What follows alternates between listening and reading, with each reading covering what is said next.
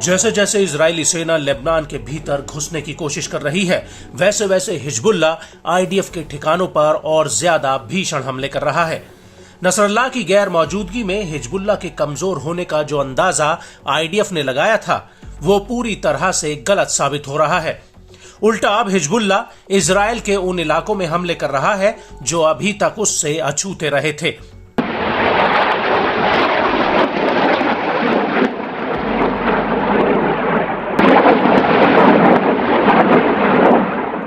जी हां, हिजबुल्ला ने अब दक्षिणी हाइफा के बिन्यामिना पर एक ड्रोन अटैक किया है, जिसमें 4 सैनिकों की मौत हो गई है, जबकि दर्जनों से ज्यादा सैनिक घायल हुए हैं।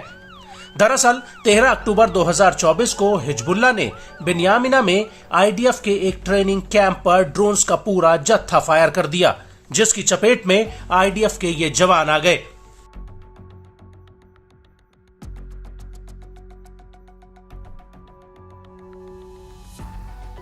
इजराइल के मेडिकल इमरजेंसी सर्विस के मुताबिक इस हमले में कम से कम 61 सैनिक घायल हुए हैं। यह हमला बिन्यामिना में गोलानी ब्रिगेड के बेस पर हुआ, जहां पर गोलानी ब्रिगेड का ट्रेनिंग कैंप है। वहीं कुछ स्वतंत्र मीडिया हाउसेस का दावा है कि इस हमले में 100 से ज्यादा सैनिक घायल हुए हैं। रिपोर्ट्स के मुताबिक घायलों में 7 सैनिक ऐसे हैं जिनकी हालत बेहद ही गंभीर बनी हुई है। आपको बता दें कि गोलानी ब्रिगेड आईडीएफ की 5 पैदल ब्रिगेड्स में से एक है।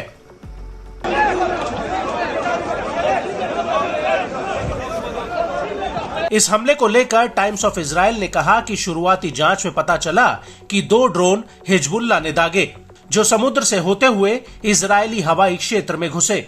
ये दोनों ही ड्रोन मिरसाद ड्रोन्स थे, जिन्हें ईरान में अबाबिल टी के नाम से जाना जाता है। इजरायली मीडिया के मुताबिक हिजबुल्ला का एक drone IDF air defence system को भेदने में कामयाब रहा और फटने से पहले उसने बिन्यामिना बेस पर एक मिसाइल फायर की। इसको लेकर हिजबुल्ला ने कहा कि बिन्यामिना बेस पर जो ड्रोन घुसा वो उन कमरों में जाकर फटा जहां पर दर्जनों आईडीएफ के अधिकारी, वरिष्ठ अधिकारी और जवान मौजूद थे। ये सभी लेबनान पर हमला करने की तैयारी में लगे थे। वहीं दूसरी तरफ इस हमले को लेकर आईडीएफ के प्रवक्ता रियल एडमिरल डेनियल हगैरी ने कहा कि घटना से जुड़ी परिस्थितियों की जांच की जा रही है, क्योंकि ड्रोन हमले के वक्त इजरायल में कोई भी हवाई हमले का सायरन नहीं बजा। आईडीएफ का इस घटना पर पूर्ण परिचालन नियंत्रण है। हम इसकी जांच करेंगे कि बिना चेतावनियों के ये ड्रोन कैसे घुसा और बेस पर आकर गिरा। युद्ध की शुरुआत से ही इजरायल ने ड्रोन खतरों का सामना किया है। हमें इससे बेहतर सुरक्षा प्रदान करने की जरूरत है। हम घटना की जांच करेंगे, इससे सीखेंगे और सुधार करेंगे।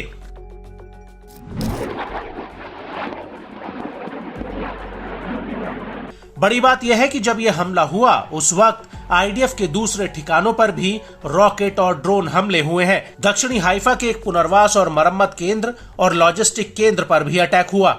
इसके अलावा दक्षिणी लेबनान में हिजबुल्ला और आईडीएफ की सीधी भिड़ंत हुई है। प्रेस टीवी के मुताबिक हिजबुल्ला ने आईडीएफ के ऊपर रॉकेटों के जत्थे और मशीन गन से हमला किया, जिसकी वजह से आईडीएफ को पीछे हटना पड़ा।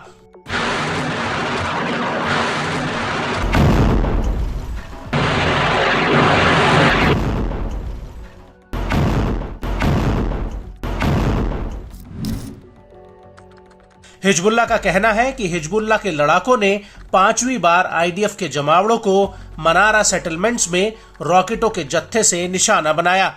होनीन बैरक्स में भी हिजबुल्ला के लड़ाकों ने आईडीएफ के जमावड़े पर हमला किया है।